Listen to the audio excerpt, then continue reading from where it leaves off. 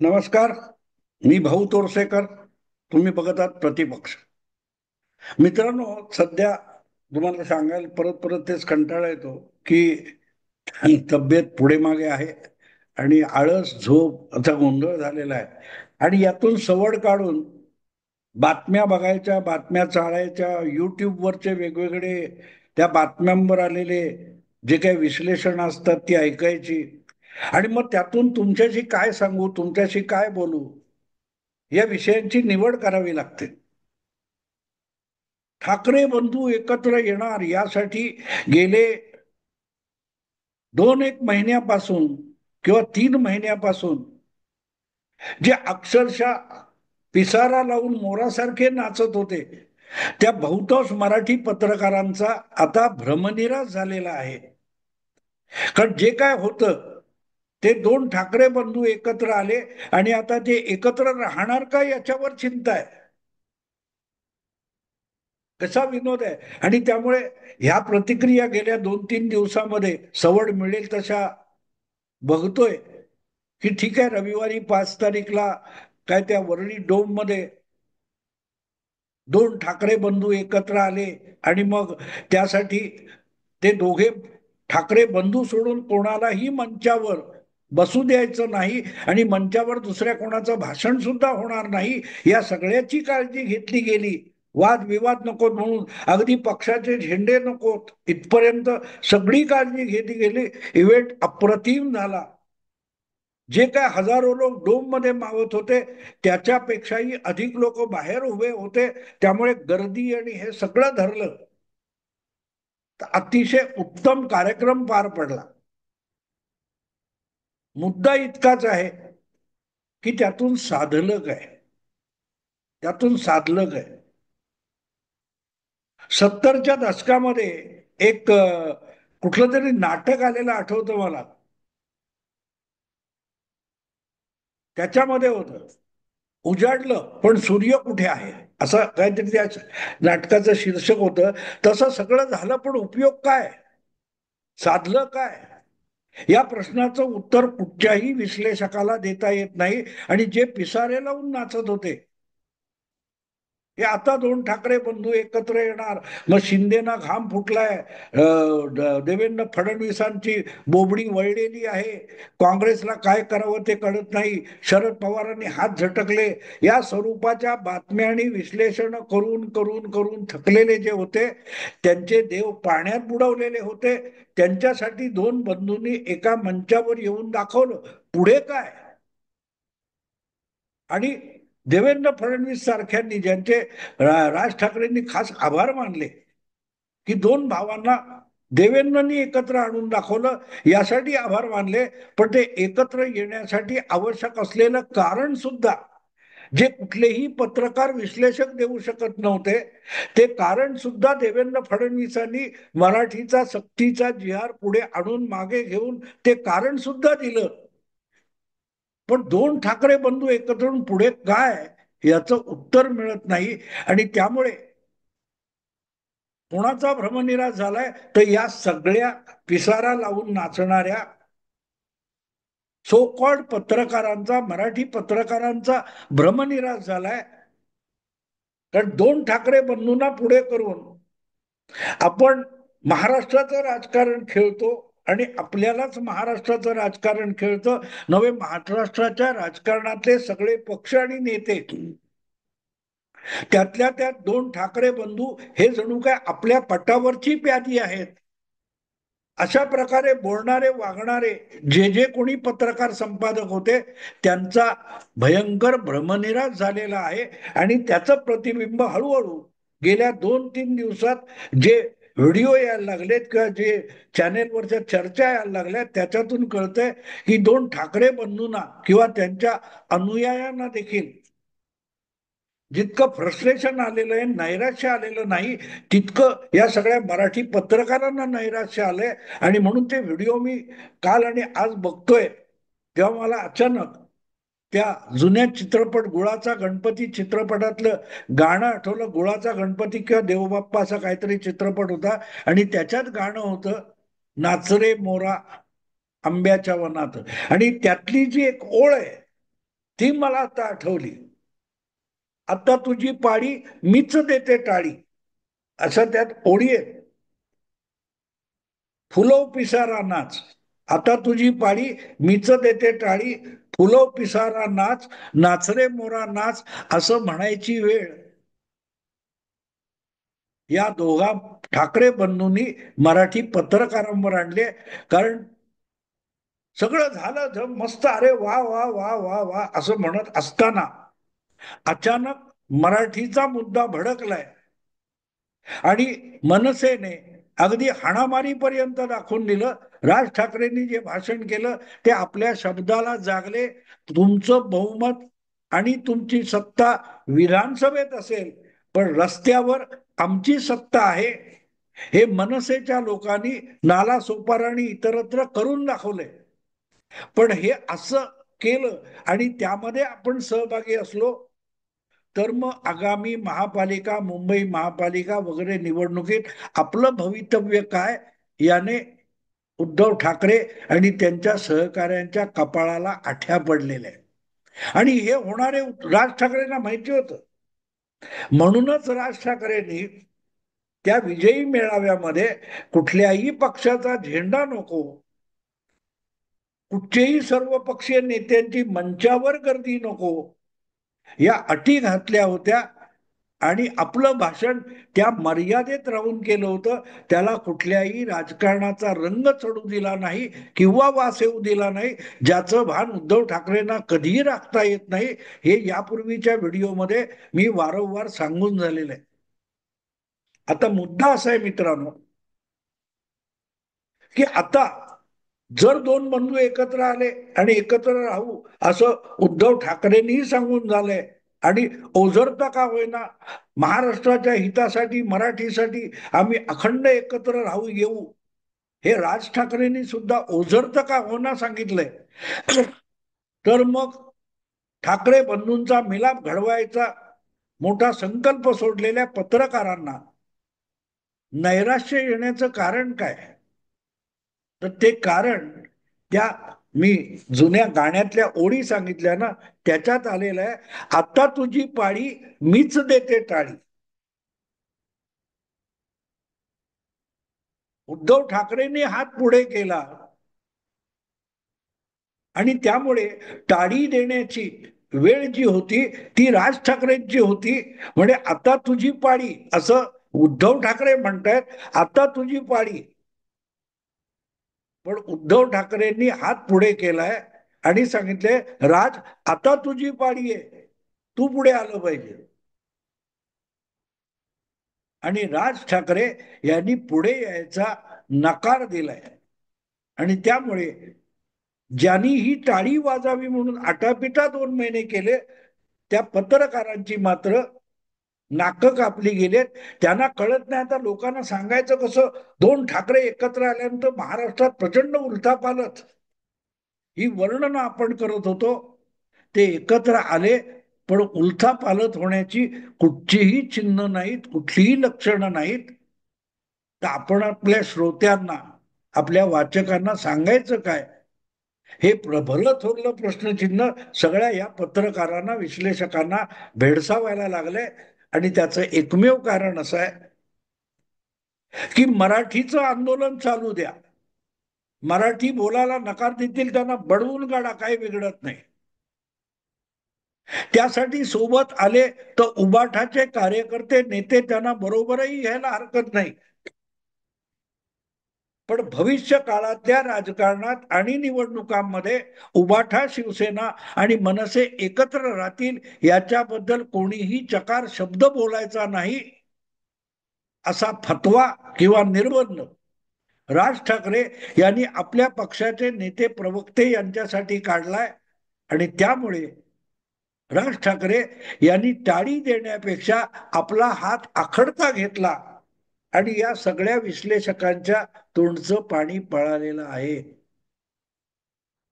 कारण एकदा त्यांनी निवडणुका एकत्र येऊन लढवायचं ठरवलं तर मग यांना जागा वाटपाबद्दल बोलता आलं असतं. मुंबईत इतक्या जागा मनसेला, ठाण्यामध्ये तितक्या जागा उभाठाला, किंवा आणखीन कुठे नाशिकमध्ये छोटा भाऊ उद्धव ठाकरे उभाठा असेल आणि मोठा भाऊ मनसे असेल, हे सगळं बोलायच्या तयारी करून त्याची टिपणं काढून बसलेले जे होते, त्यांची राज ठाकरेंनी गोची करून टाकली. कारण युतीबद्दल कोणीही राज यांच्याशी सल्लामसलत केल्याशिवाय मनसेच्या कुठच्याही नेत्याने चकार शब्द बोलायचा नाही, असा फतवा निघालाय. आणि जर मनसेचा कोणी याविषयी बोलणार नसेल आणि फक्त मराठी भाषेच्या किंवा हिंदीच्या सक्तीविरुद्ध मनसे आणि उबाठा यांच्यातले संयुक्त कार्यक्रम चालणार असतील, तर मग निवडणुकीचे राजकारण, त्यातलं जागा वाटप, त्यातलं हो ना वगैरे वगैरे, याच्यावर आपण बोलायचं कसं? ही पंचायत होऊन गेली, पंचायत होऊन गेलेली. आणि मग सगळं नैराश्य तिथे आहे की आम्ही सगळं जुळवून आणलं सगळं, आणि तुम्ही पाटावर बसलाय, पंक्तीत बसलाय, पंगत वाढून झाली आहे, आणि तुम्ही शेवटच्या क्षणी नवरदेव रुसून बसावा, तशी परिस्थिती झाली. आणि याचं कारण लक्षात घेतलं पाहिजे की ज्या पत्रकारांनी गेल्या 5 वर्षामध्ये 6 वर्षामध्ये शिवसेना भाजप युती तुटून जी महाविकास आघाडी तयार झाली, तिचा उदो उदो करत उद्धव ठाकरे यांच्यासाठी अगदी सहानुभूतीच्या नद्या दुथडी भरून वाहिल्या होत्या,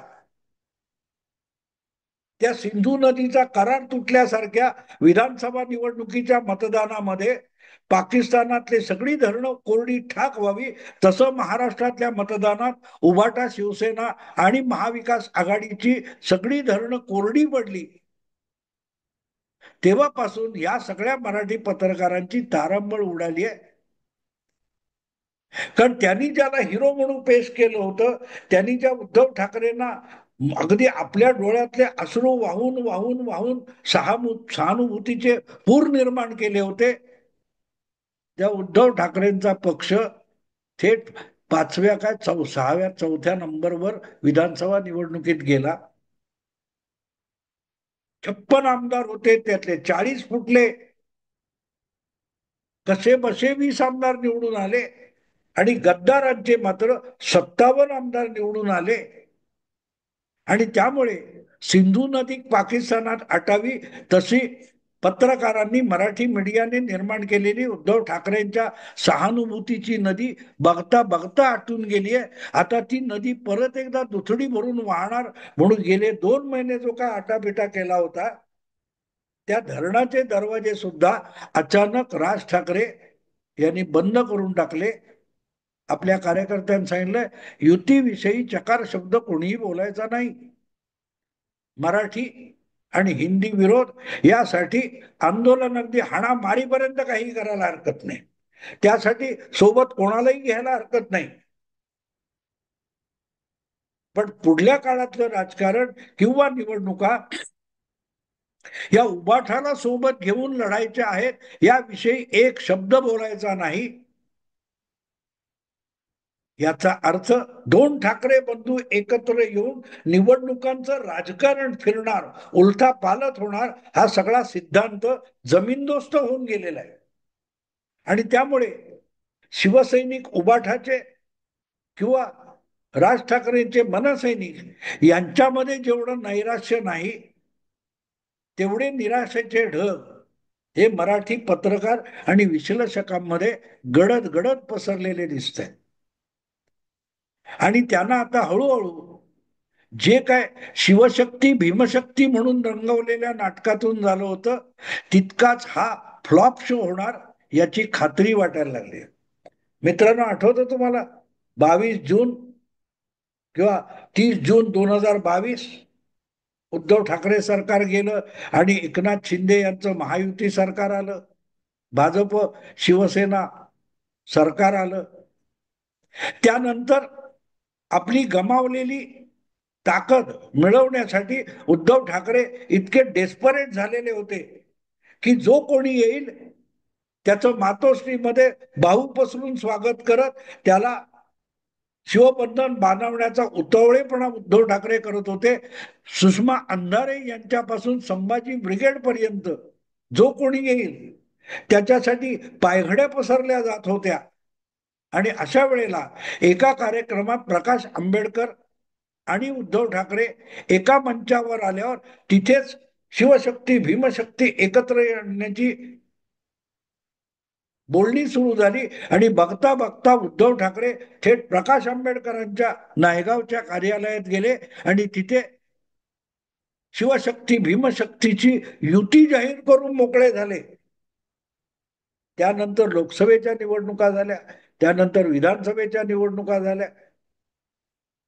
पण उद्धव ठाकरे आणि प्रकाश आंबेडकर यांचे जे दोन वेगवेगळे पक्ष आहेत ते एकत्र येऊन लढू शकले का नाही, त्यांच्यात जागा वाटप झालं का नाही. कारण उद्धव ठाकरे एक विसरले की तुमचे हे सगळे चोचले पुरवायला काँग्रेस आणि राष्ट्रवादी म्हणजे भारतीय जनता पक्ष नाहीये की सत्तेत पण बसायचं आणि रोज सामनातून शिव्या शाप पण द्यायचे.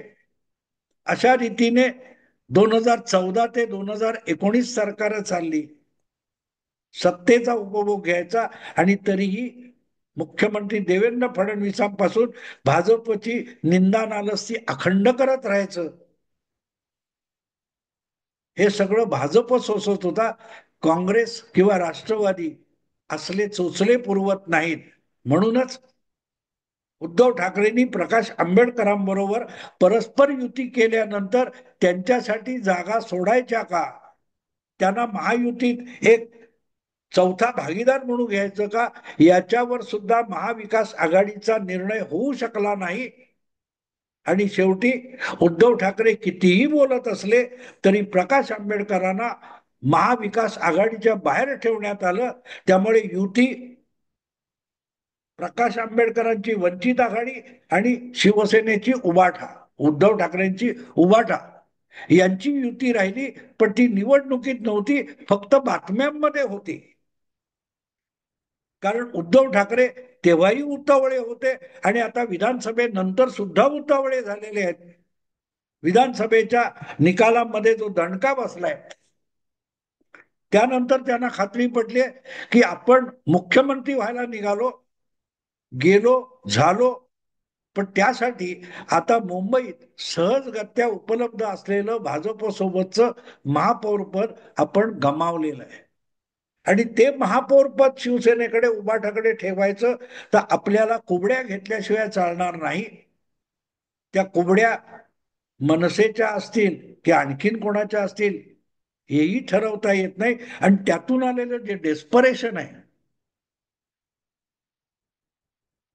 त्यामुळे कुठल्याही याच्यात, आणि म्हणून पहिल्यांदा जर मंचावर दोन भाऊ एकत्र आले तर राज ठाकरेंचं आधी भाषण झालं आणि त्यांनी त्याच्यात कुठेही निवडणुका राजकारण किंवा दीर्घकालीन राजकारणातली युती आघाडी असा चकार शब्द उच्चारला नसताना उद्धव ठाकरेंनी ग्वाही देऊन टाकली होती की एकत्र आलोय आणि एकत्र राहणार आहोत आणि आम्ही एकत्र राहून या लोकांना रस्त्यावर आणणार आहोत, भाजपला रस्त्यावर आणणार आहोत.